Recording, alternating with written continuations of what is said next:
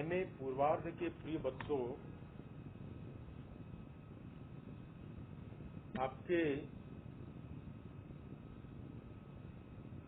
Syllabus में द्वितीय प्रश्न पत्र है, उसमें निर्धारित पुस्तकों में से एक पुस्तक है मेघदूत, महाकवि कालिदास की रचना, जिन्होंने 7 काव्यों की रचना की थी। ईसा से भी लगभग 57 वर्ष पूर्व स्थित महाकवि कालिदास ने रघुवंश महाकाव्य, कुमार संभव महाकाव्य, ऋतुसंहार महाकाव्य, अभिज्ञान शाकुंतलम नाटक, मालविकाग्निमित्रम नाटक और विक्रमोर्वशी नामक नाटक के साथ मेघदूत नामक एक खंड काव्य भी लिखा है। हमें पूर्वार्ध के द्वितीय प्रश्न पत्र में यही निर्धारित है। आइए महाकवि कालिदास के मेघदूत की जो कहानी है, उसका जो कथानक है, उसका जो इतिवृत्त है, उसके विषय में थोड़ी चर्चा कर लें। मल्लिनाथ ने लिखा है, नामूलम लिख्यते किंचन नानपेक्षित मुच्यते। जो यथार्थ है वही लिखा जा रहा है, जो अनपेक्षित है उसमें से कुछ भी नहीं लिखा जा रहा है। बच्चों, मेघदूत महाकवि कालिदास की पुरातन कलाकृतियों में नवीन काव्य है। कुमार संभव तथा रघुवंश की तरह इसका कोई पौराणिक अथवा ऐतिहासिक आधार नहीं। यक्ष द्वारा मेघ को दूत बनाकर पत्नी को संदेश भेजने की कथा संस्कृत साहित्य में सर्वथा नवीन है। कतिपय आलोचक मेघदूत को कवि के जीवन में घटित किसी वियोग घटना पर आधारित मानते हैं। हो सकता है कवि किसी कारणवश अपनी प्रिया से वियुक्त रहा हो और अपनी वियोग जनित अनुभूतियों की अभिव्यक्ति उसने मेघदूत के माध्यम से की हो। मेघदूत की रचना के संबंध में इतना तो अवश्य कहा जा सकता है कि यह कवि की विशिष्ट कल्पना शक्ति का ज्वलंत उदाहरण है। इसमें हम कवि की परिपक्व कला, सजीव कल्पना, माधुर्यपूरित भाषा, कथा की अबाध गति एवं गीत की एकतानता के दर्शन कर सकते हैं। ये बच्चों, मेघदूत में 121 श्लोक हैं जो मंदाक्रांता छंद में रचित हैं। यह धनपति के शाप से अभिशप्त प्रिया वियुक्त हुए तरुण यक्ष कुमार की वियोग संतप्त कथा है। विप्रलंब श्रृंगार की हृदय द्रावक करुण गीतिका है। ये बच्चों, ऐसा खंड काव्य मेघदूत 2 भागों में विभक्त है, जिनको हम पूर्व मेघ और उत्तर मेघ के नाम से जानते हैं। आइए सर्वप्रथम हम पूर्व मेघ की कथा को समझ लें, जान लें। पूर्व मेघ इस खंड काव्य का कथासार यह है कि एक यक्ष कुमार धनपति कुबेर के शाप से 1 वर्ष तक प्रिया वियोग के दुस्सह दुख से संतप्त होकर रामगिरी पर्वत पर आश्रम बनाकर रहता है।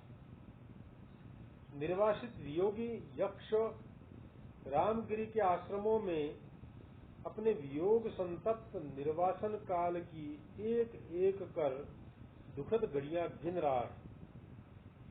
इसी प्रकार दिन काटते हुए आषाढ़ मास के प्रथम दिवस को वह पर्वत शिखर पर छाए हुए मेघ को देखता है। वर्षा काल में मेघ को देख सुखी व्यक्ति का चित्त भी डोल जाता है। फिर प्रिया से दूर पड़े इस विरही यक्ष का तो कहना ही क्या। उस यक्ष के अंतर्मन में मेघ को दूत बनाकर प्रिया तक संदेश प्रेषित करने की अभिलाषा जगती है। इसी उद्देश्य से करबद्ध हो यक्ष पुष्पांजलि ले मेघ का स्वागत करता है।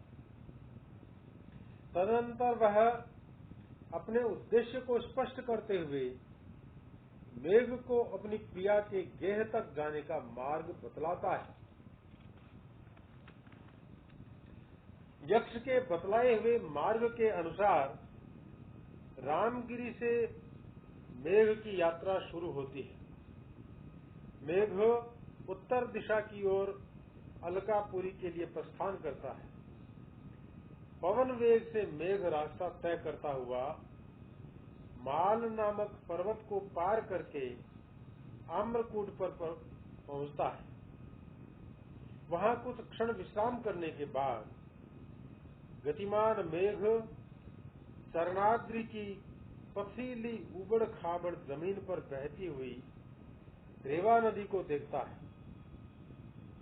वहां जामुन के पेड़ इतनी अधिक मात्रा में हैं कि पके हुए काले फलों के कारण वे मेघ को काला जंगल के समान प्रतीत हो रहे हैं।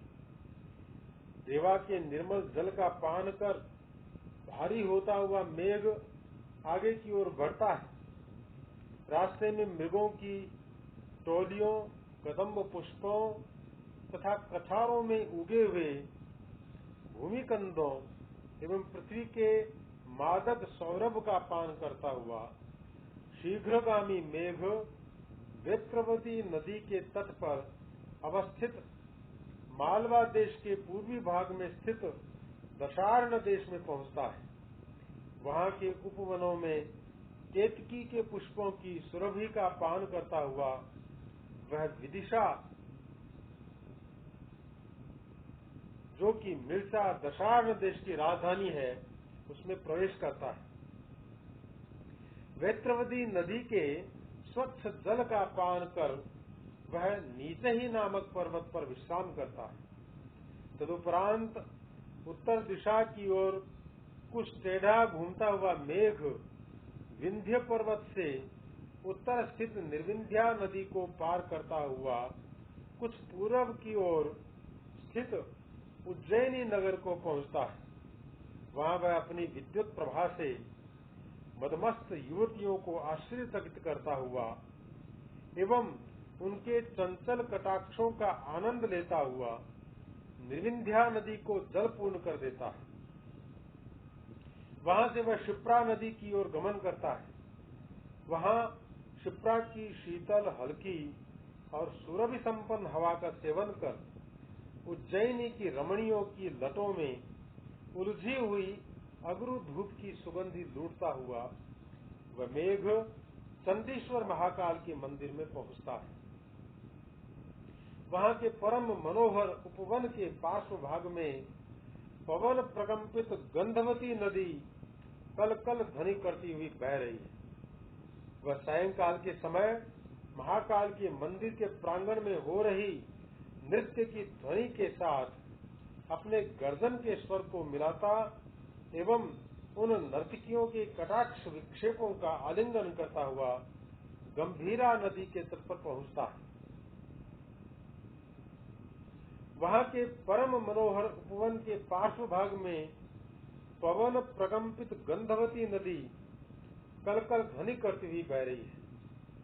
वह सायंकाल के समय महाकाल के मंदिर के प्रांगण में हो रही नृत्य की ध्वनि के साथ अपने गर्दन के स्वर को मिलाता एवं उन नर्तकियों के कटाक्ष विक्षेपों का आलिंगन करता हुआ गंभीरा नदी के तट पर पहुंचता है।